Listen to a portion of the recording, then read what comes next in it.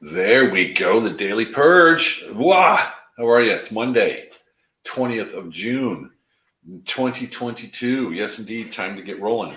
Man, it's June already. It's hard to believe that this summer's just rolling by. I was at an event yesterday in outside of Budapest. It was a polo event, so very high end. Daimler and Ferrari and Land Rover and Vertigo and all these liquor. Like all like the very high end stuff.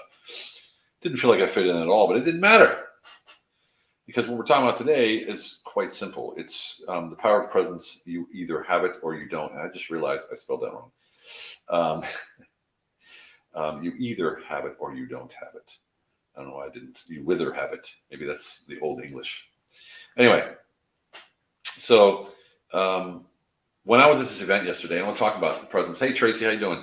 Presence is something that everyone talks about, and there's a lot of people that talk about confidence and self confidence and all this pride and all this kind of stuff. Hermano, how you doing, buddy? Deja vu. And the thing about it is this: too much pride. There's even too much confidence, but there's never enough certainty. Like you can never be too certain. And the reason certainty, as you know, is important is because you can let go of the how, right? How you're going to do anything.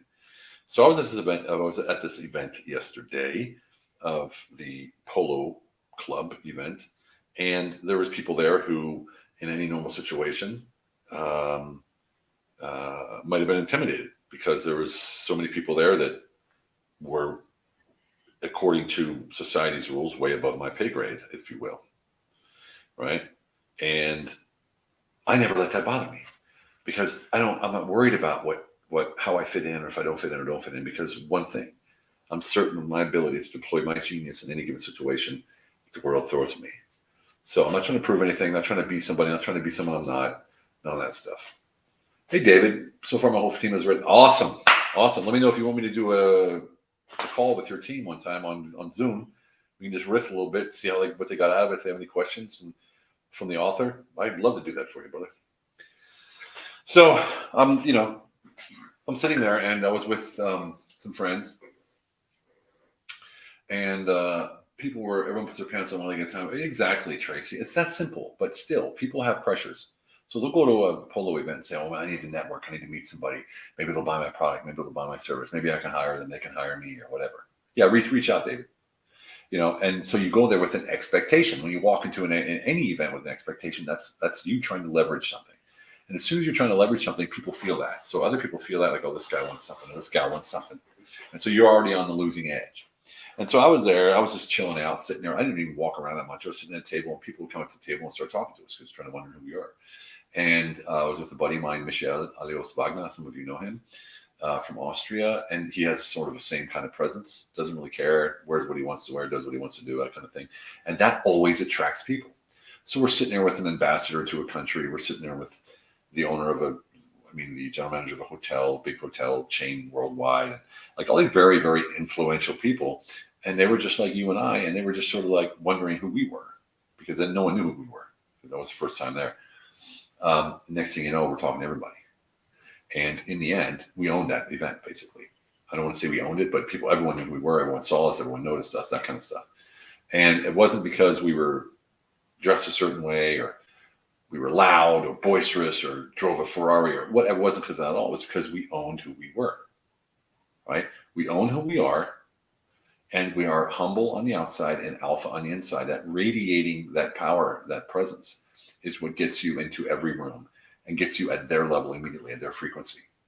Respect takes you far, indeed, Tracy, right? Indeed.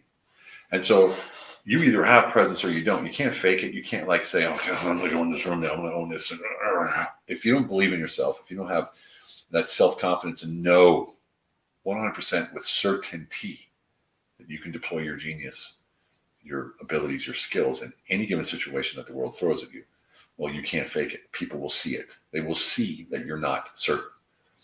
And when you're not certain, you will get eaten up, and you will be a leaf in the wind, or a piece of wood in the ocean, going with the tide, going with the wind, instead of making your own way, driving your own path, owning your birthright of going your path, the path that you decide is good for you. As long as it doesn't hurt anybody, it's coming from a place of integrity, you can do whatever you want. And if you want to go to a polo match and you want to wear boxer shorts with a tank top, then that's what you do.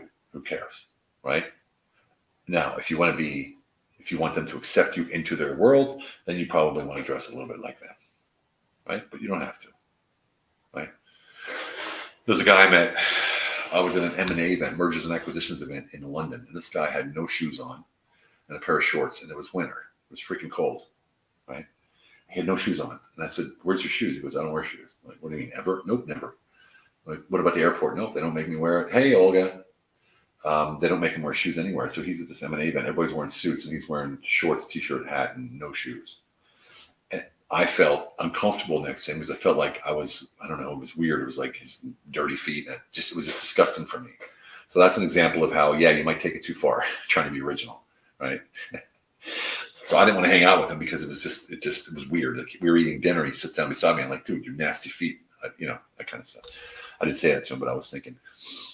He felt the vibe. He's like, "Does it bother you that I'm sitting here?" I'm like, "Well, it does actually, if I'm honest."